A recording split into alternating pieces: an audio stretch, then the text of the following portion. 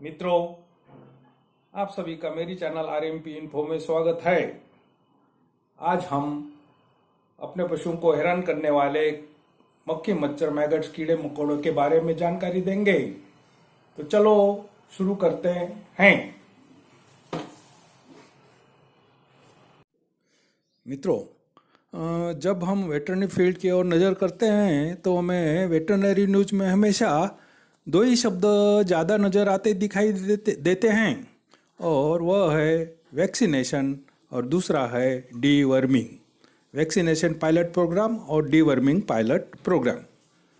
पहला तो जो है वैक्सीनेशन प्रोग्राम, इसमें अपने पशु को अलग अलग रोग के रोग प्रतिकारक शक्ति निर्माण करके वैक्सीन दिया जाता है, जिससे पशु को रोग होता ही नहीं, जिसके बारे में हम अलग अलग वीडियो बनाएंगे।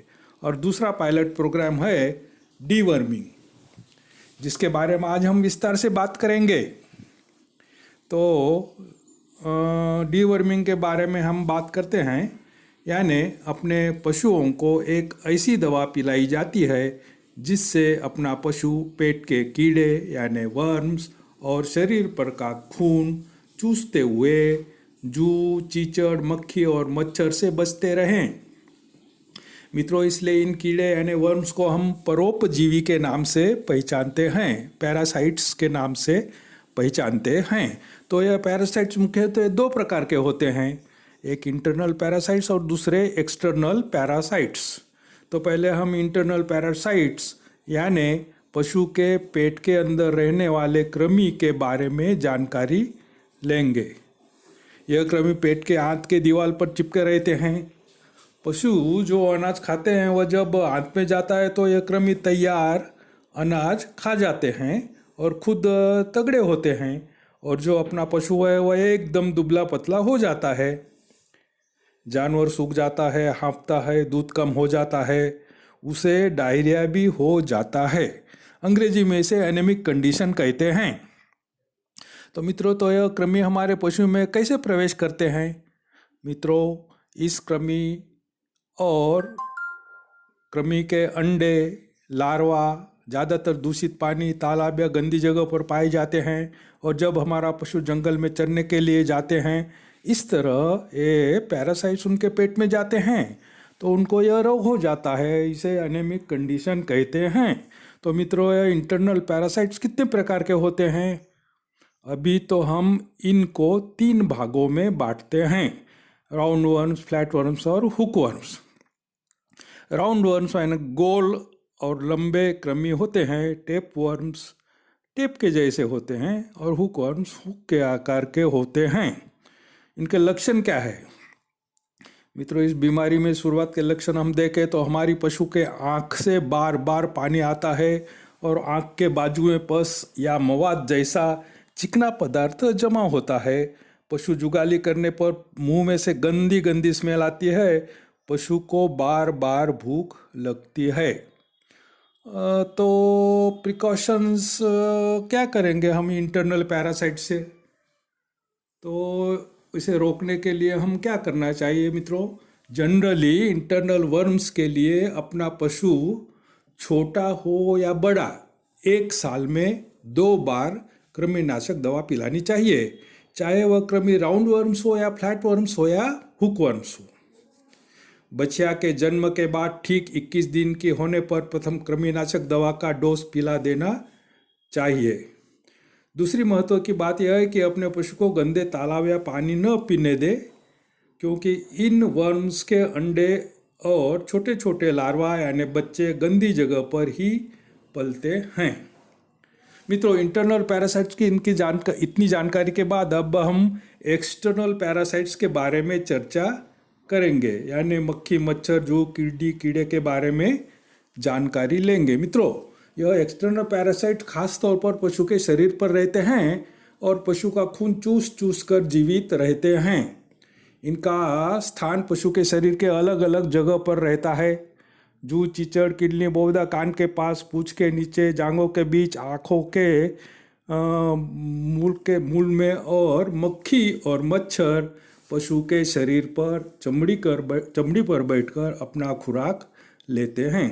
अपने पशु जहाँ रहते हैं वहाँ आजू बाजू के दीवार के तिराड़ों में, नीचे फर्श पर छोटे छोटे सुराखों में या टूटी हुई फर्श के तिराड़ों में रहते हैं और रात को पशु को हैरान परेशान करते हैं।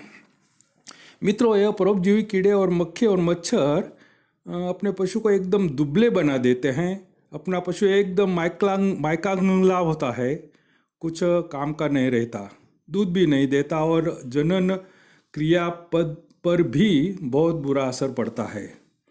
पशु हिट में भी नहीं आता और बांझपन की समस्या खड़ी हो जाती है। इसलिए मैंने इस वीडियो में 25 साल पहले के एक पिक्चर यानी मूवी यशवंत का एक फकरा डायलॉग प्रस्तुत किया है, जो इस जात के पैरासाइट्स को एकदम फिट बेचता है और एक मच्छर काटने से पशु को कैसा बांझपन आता है यह बताया है। मित्रों, और भी एक अलग की जात के कीड़े मैगट्स होते हैं जो पशु के खुले जख्म पर रहते हैं। अगर आपका कोई पशु जख्म हुआ हो, खून निकलता हो, तो वहाँ एक कीड़े अपना घर बना लेते हैं और पशु का खून चूस कर जीते हैं। मित्रों, इस तरह के कीड़े आपके पशु का एक रोग है। अपने पशु का रोग है खुरपगा, मुंह पगा, इसमें देखे जाते हैं।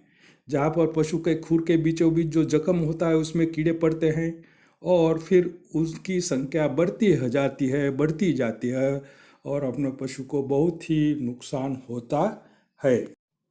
तो सबसे पहले हम इन परोपजीवियों पैरासाइट्स को भगाने के तरीके बताएंगे।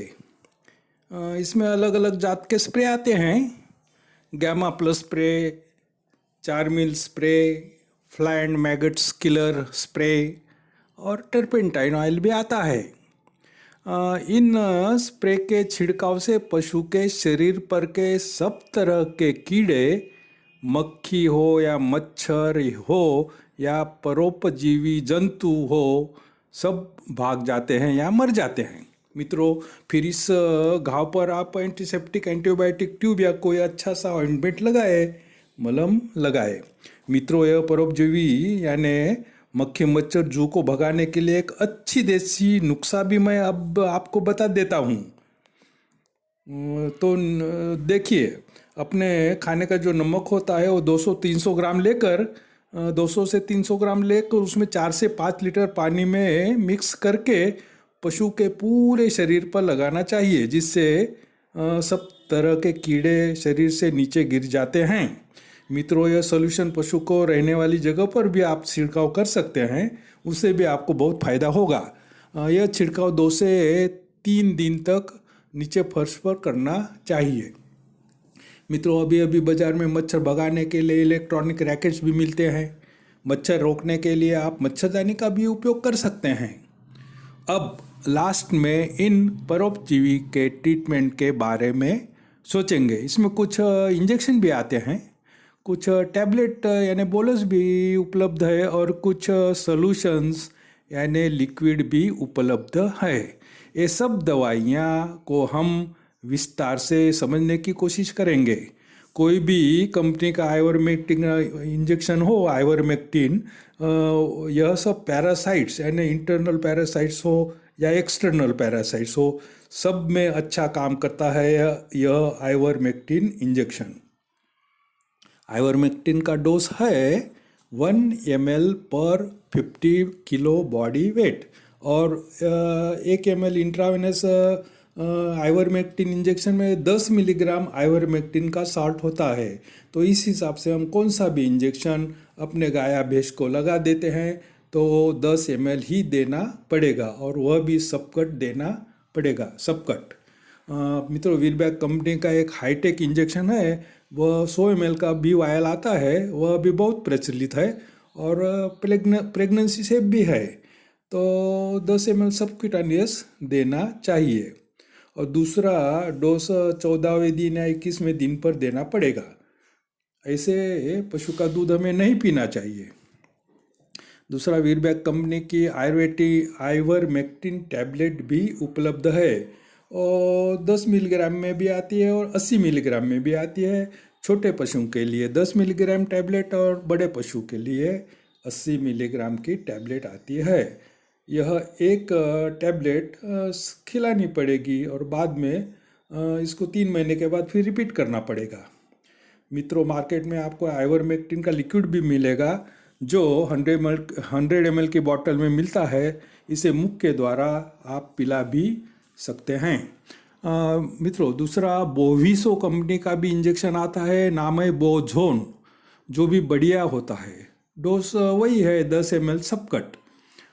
छोटे पशु को 1 ml सबकट दे सकते हैं। यह भी प्रेगनेंसी सेफ है। इसमें जिंक और कॉपर होने के कारण यह चमड़ी पर पड़े धब्बे या जख्म को रुझान लाने में बहुत ही मदद करता है। बोजोन बोलस भी आता है, वो भी बढ़िया होता है। 10 मिलीग्राम के और 80 मिलीग्राम की टैबलेट आती है। बोजोन लिक्विड भी आपको मिल जाएगा बाज़ार में, जो 100 ml की बोतल में आता है लिक्विड में, जो मुख के द्वारा पिलाई जाती है। इसके अतिरिक्त हम कई सालों से अल्बेंडाजोल टैबलेट 400 मिलीग्राम का उपयोग करते आए हैं, जो राउंडवर्म्स, फ्लैटवर्म्स और हुकवर्म्स पर अक्सर है। यह सिंगल डोज टैबलेट आती है पुख्त पशुओं के लिए, जिसको हर 6 महीने पर रिपीट करना पड़ता है। छोटे बच्चे को उसके उम्र के हिसाब से गोली का चौथा भाग डॉक्टर की सलाह अनुसार देना चाहिए। तो मित्रों, इस आइवरमेक्टिन का इंजेक्शन, गोलियां जो भी अपने रीजन में, अपने एरिया में उपलब्ध हो, उसका उपयोग डॉक्टर को पूछ के करना चाहिए। मित्रों, आपको विदित करना चाहता हूं कि अपनी जो छोटी बच्चियां होती है 1 से 6 मास की, और अगर उसको कोई ब्लड डायरिया हो गया हो तो उसको एकदम वीकनेस आ जाता है, तो उसे क्या करें हम, उसका फीकल टेस्ट यानी मल का टेस्ट लेबोरेटरी में कराना चाहिए, जिसमें आपको राउंडवर्म्स, हुकवर्म्स या फ्लैटवर्म्स के लार्वा देखने को मिलेंगे। तो इस रोग को क्या कहते हैं, कॉक्सीडियोसिस नाम का रोग से यह पहचाना जाता है। ऐसा ही दूसरा रोग है एनाप्लाज्मोसिस। यह रोग अपने पशु को टिक्सैमाइट्स द्वारा भी होता है। इसमें पशु का टेम्परेचर बढ़ जाता है और लाल कलर का पेशाब भी आता है और पशु एकदम अशक्त हो जाता है। उसका डायग्नोसिस हम ब्लड टेस्ट करवा कर सकते हैं। और तापमान कम करने के लिए पशु को आइवरमेक्टिन के साथ ऑक्सीटेट्रासाइक्लिन का पूरक इंजेक्शन भी देना पड़ता है। और अब हम लास्ट में अपने पपीज यानी डॉग्स के डीवर्मिंग के बारे में भी थोड़ी थोड़ी जानकारी देंगे। छोटे पपी जो होते हैं उन्हें 3 महीने तक डीवर्मिंग का लिक्विड डोज पिलाना चाहिए, और वह भी 1 ml पर किलो बॉडी वेट के हिसाब से। इसमें वर्म टेक आता है, 15 ml का बॉटल आता है, और की ऑफ पप्पी वो भी 15 ml की बॉटल आती है। पप्पी की उम्र 3 महीने के ऊपर होने पर उसे वर्म ट्रैप या इजी पेट जैसी टैबलेट भी चालू कर देनी चाहिए। हाफ टैबलेट केला के साथ खिलानी चाहिए। तो ये कब खिलानी चाहिए? पपीज को सुबह खाली पेट या रात को खाना खाने के 2 घंटे बाद ही दवा पिलानी चाहिए। अपना पपी 6 महीने के ऊपर हुआ तो फिर हर 3 महीने पे डीवर्मिंग का डोज देना चाहिए। मित्रों, आखिर में मैं अपना पशु स्वस्थ होने पर उसे नीचे दी गई ट्रीटमेंट करनी पड़ेगी, जिससे पशु फिर से दूध देने लगता है। वो क्या ट्रीटमेंट है? तो उसमें डेक्सट्रोज का 1 बॉटल आता है, बेलामिल, ऑक्सीटेट्रासाइक्लिन और एविल का इंजेक्शन देना पड़ता है। और साथ में उसे विटामिनस का मिनरल मिक्सचर पाउडर है, फीड सप्लीमेंट चालू करना चाहिए, या दूसरा हिमचिलेट एनिमल फीड सप्लीमेंट है हिमालय कंपनी का, वो चालू करना चाहिए। तो अपना पशु एकदम स्वस्थ हो जाता है।